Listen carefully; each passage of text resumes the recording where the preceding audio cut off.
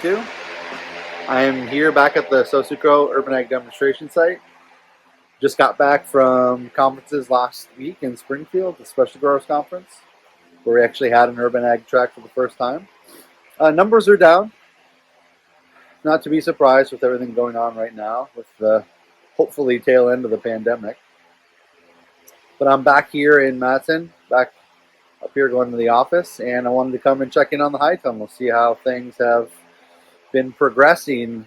I've only been here once since Christmas break, and it was a pretty mild December. I'm going to go and download all the data on my data loggers, but it was pretty mild. We had really good growth, had the row covers off for most of the month, and now we're really getting into the cold weather for 2022.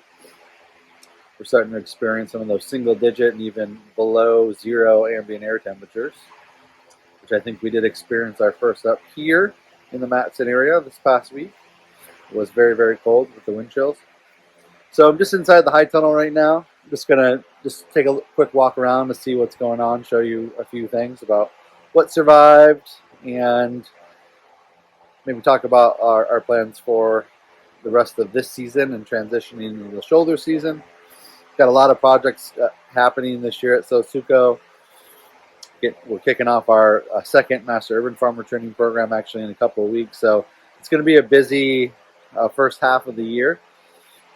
But this will be the second full season here at the demo site. And we had a lot of fun with a few projects, observational projects here last year. But we really want to get going with some well-replicated projects this next year to answer some fundamental questions for urban ag growers to better their production system. So I'm going to try to keep up with this vlog a little bit better this year. You know, at the minimum, at least a couple times a month, if not more like once a week.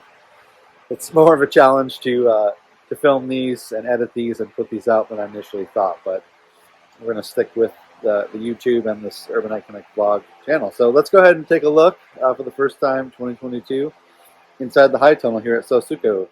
Okay, so here we are in the tunnels, looking down into the production beds, and you can see I have the inner cover on once again. It's been on since I think a week ago this past Friday. So for half of Christmas break it was off, and then when those temperatures started to dip low, we put it on. And I haven't been back here, and I watered when I put it on.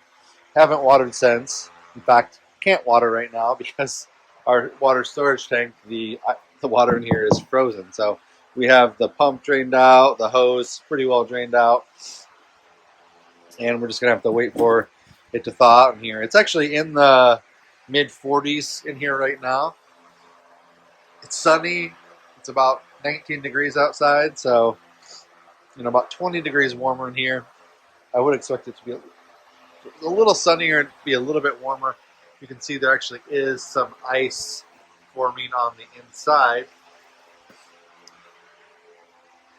See those ice crystals up there? So that's keeping heat in, but it's also keeping light out to heat these tunnels. So let's go ahead and take a look and see what we got. These are actually just literally, these are floating row covers, and they're literally just floating on the hoops. You can see I'm using these 9-gauge wire wickets.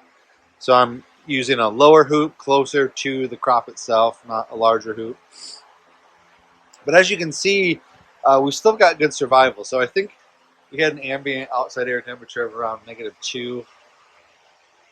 And inside here, it got down under the second layer, it got down to about 7 degrees. So a little colder, and you can see here on these radishes that they did get nipped a little bit. So you can see some of this foliage is damaged, but should recover when I pick one of these radishes out.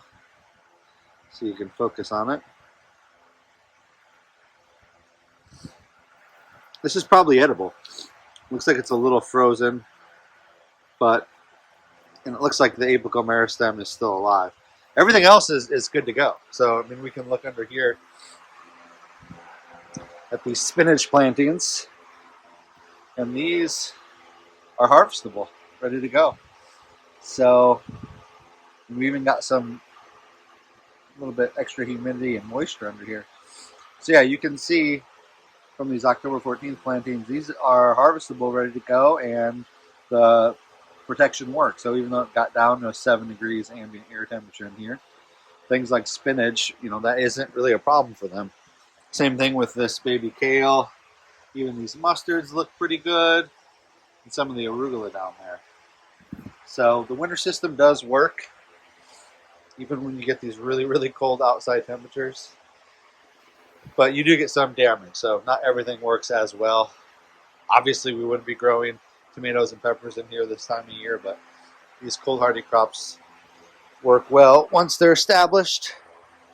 Let's see if we can look under here. Yeah, you can even see the lettuce over there. The scallions look like they're okay. Just a quick scan. Yeah, everything looks like it's survived. So I'm going to cover this back up.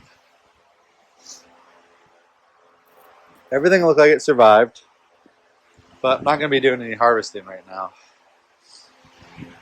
I'm going to wait until it gets a little bit warmer, which it will later this week.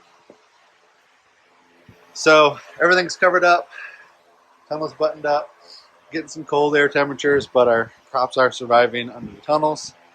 So if you're doing this commercially, the most potential, obviously, you saw those kale greens and spinach greens over here.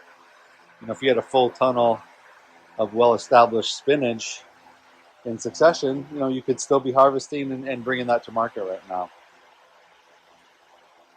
Even some root crops, so those radishes maybe aren't the best example, but if you had some overwintered carrots in here, there are some good examples of crops that can be well overwintered and still even marketed in here.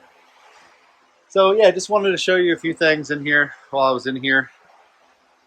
I actually have the thermostat set a little bit lower. So this is something I did this year that I didn't do last winter that I think is making a market improvement. So this is the last stage of cooling. And you can see I have it set at about 60 degrees. And the thermostats for the end wall louvers on the other end are set in the 50s. Meaning that temperature isn't the real driver of growth right now. But the more we vent this, even at low temperatures, to keep that relative humidity and the vapor pressure deficit down, the less disease issues we're going to have. And I've definitely noticed that the tunnel has been much drier than it was last winter. I mean, we're still getting condensation on the plastic and on the row covers, but it's not nearly as wet in here as last year. I have noticed a little likely gray mold botrytis. Don't think I've seen any sclerotinia or white rot, or white mold, I should say, knock on wood. A little bit of thrip action, but not as bad as last winter. We have a little bit of thrip action here under the kale, but I just looked under there and I actually didn't see too much pressure. So things have been going actually pretty well this winter in this tunnel. So those are just a few updates about what's going on in here, and we'll go ahead and end that here. And we're gonna, like I said, we're gonna be trying to bring these videos out more. I know I've been saying that, but we really want to make this Urban Ag Connect vlog series a little bit more consistent to bring you kind of just-in-time updates and useful information for your urban ag project. So hope everyone's having a good start to their growing season in 2022, getting their seeds ordered, production plans in place. We'll see everyone soon. Take care.